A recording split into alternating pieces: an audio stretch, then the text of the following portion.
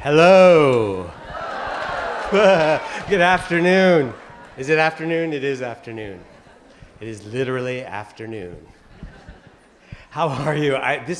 The energy in this tent as we came in is exactly what I was hoping for when I was a 5-year-old chairman of the board,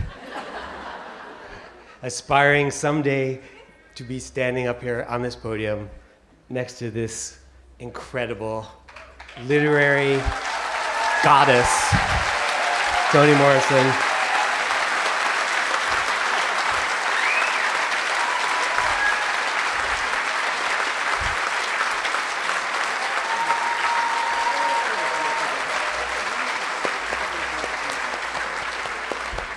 I'm shaking a little bit. I'm so excited about this. We've had people who I revered and respected before, but I've never been quite so excited as this, and so grateful to Ms. Morrison for having traveled all this way to be with us today. Thank you.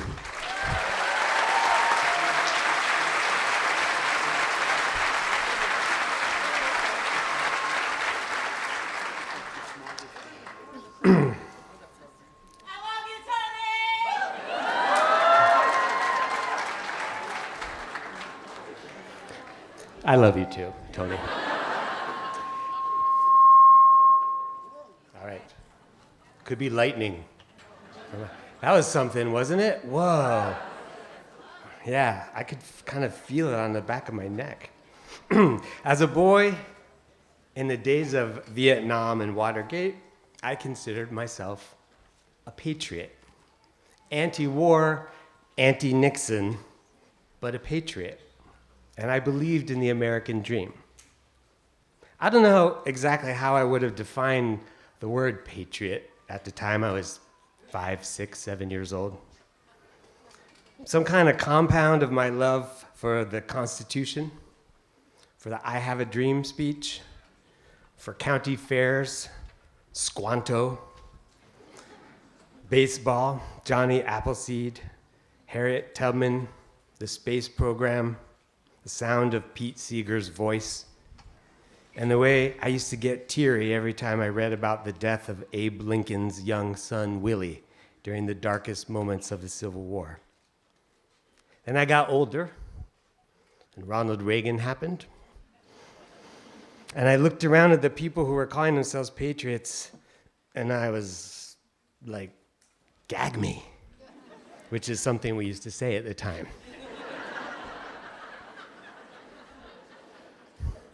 I lost my illusions. I wised up. I started to think that the American dream was just a PR campaign to get people to max out their credit cards, and that Squanto was a sap who ought to have let the pilgrims starve. I still loved my country, but increasingly that feeling was something akin to tough love. You could love America, I thought, without believing its lies or being satisfied by its excuses. You could sniff its breath and check its pockets and hold it accountable for its misdeeds without ever denying or repudiating its place in your heart. The problem with living with skepticism like that, constant skepticism, is that over time it may begin to off-gas cynicism, which deposits around the heart like ice. You start to look reflexively for the story behind the story, the power behind the power, the money that underlies everything. And you are forced to conclusions like wars are really about oil, policy is written by lobbyists, etc. Cynicism is like that luminescent spray they use on cop show crime scenes. The hotel room looks all nice and clean, but hit the UV light and you see the blood stains glowing everywhere. I'm not saying cynicism is unwarranted. Those blood stains really are there. But that layer of ice around your heart can in time begin to feel awfully cold. For me, the election of 2008, the candidacy and victory of Barack Hussein Obama, broke open the carapace of ice. I heard echoes of Abraham Lincoln and Dr. King. I threw myself into the campaign to get the man elected. And on election night, I danced in Grant Park in Chicago with my little daughter on my shoulders. And I was saying, please, Rosie, never forget this night. And then, a few months later, at the inauguration, Pete Seeger sang. And he was wearing a really silly hat. My admiration for our president has not cooled, but I confess that since then, cynicism has definitely returned to renew its wintry grip. The inequities of wealth and class are so grotesque. The hypocrisies so brazen. The profit margins on hate and fear so abominably fat. But people, I have to tell you, standing up here with this great American writer, looking around at this great American place, the ice is cracking. So,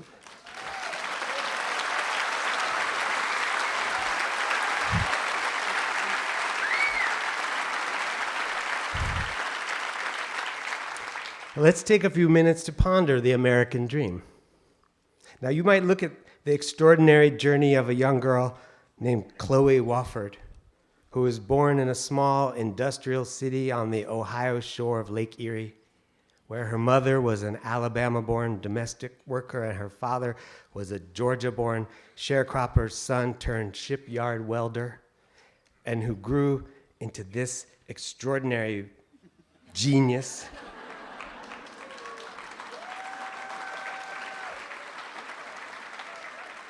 The capacious mind, adventuresome heart, and incomparable gift for language known collectively as Toni Morrison. And you might think, well, duh, American dream. The promise of equal opportunity, right? Of an equal shot at material prosperity, upward social mobility, a better life for one's children. That's not the American dream. Or, maybe it is, but that's the easy American dream. I'm talking about the hard American dream, the deep, lonely, strange American dream, the American dream that is celebrated and dismantled, torn and patched back together again, over and over in the novels of Toni Morrison. This hard American dream was the dream of 100-odd English dissenters huddled and storm-beset in a leaky boat on the Atlantic, bearing for a place where they hoped to be able, without interference, to worship their angry God in their peculiar way.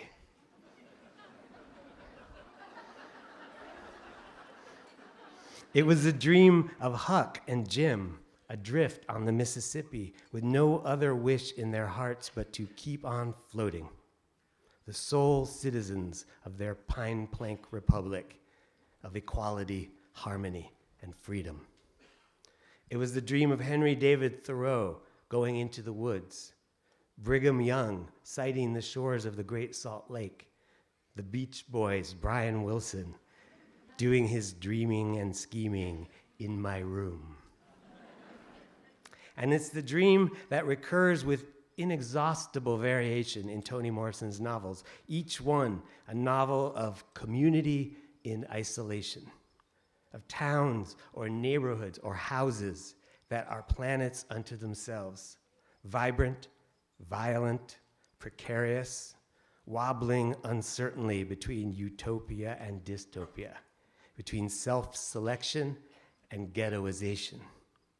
It's the dream of the denizens of the tautly circumscribed yet deeply layered urban enclaves she depicts in The Bluest Eye, Song of Solomon, and Beloved, and in the literally isolated Caribbean compound of Tar Baby, and even perverted the American nightmare in the lush hell known so cruelly in Beloved as Sweet Home. And it's the dream of the 158 black freedmen in Paradise, a novel replete with would-be utopias, who arrive in Oklahoma after a long, hard migration across the South to found the all-black town of Haven. The American dream, the unassuageable desire of a small group of oddballs to be left at long last in peace. Sound like any place you know?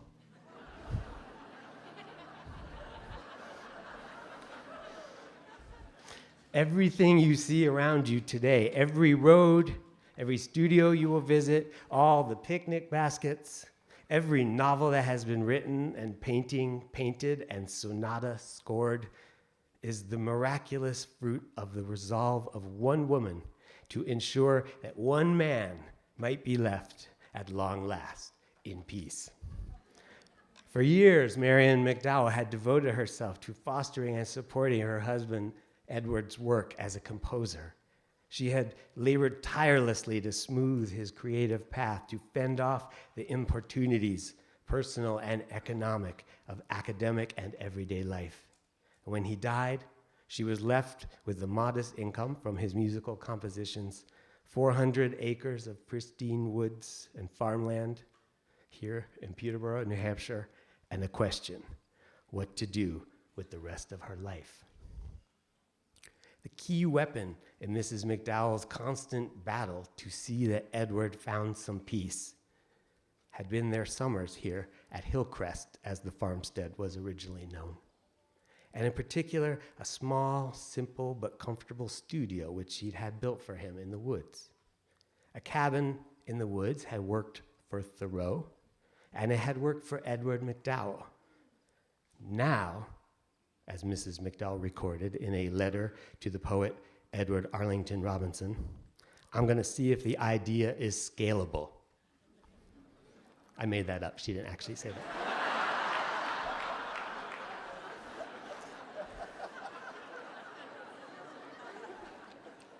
It was. And they came, those American dreamers. And you know what they did? They dreamed America. So much of the work created over the years at MacDowell and by artists strongly associated with the MacDowell Colony has helped to shape powerfully and lastingly our idea of America and America's idea of itself.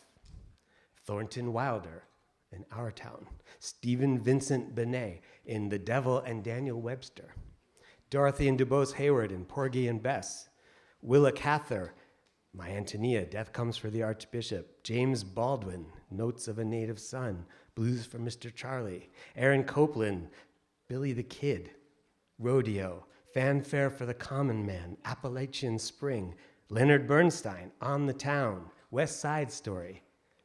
These are the artists and the works that help define the way we think about New England, New York City, the Deep South, the Prairie, the Southwest, the Far West.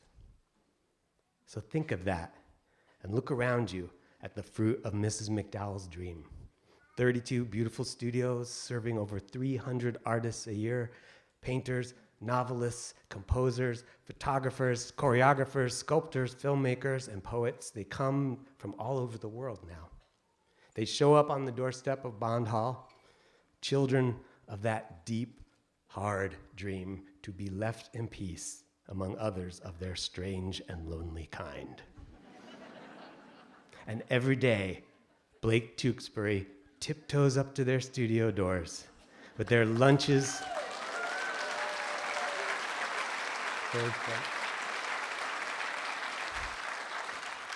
With their lunches each packed into a picnic basket. He leaves the baskets on the doorsteps and tiptoes away again. Is that the American dream? I don't know, but it sounds pretty dreamy, doesn't it? Thank you.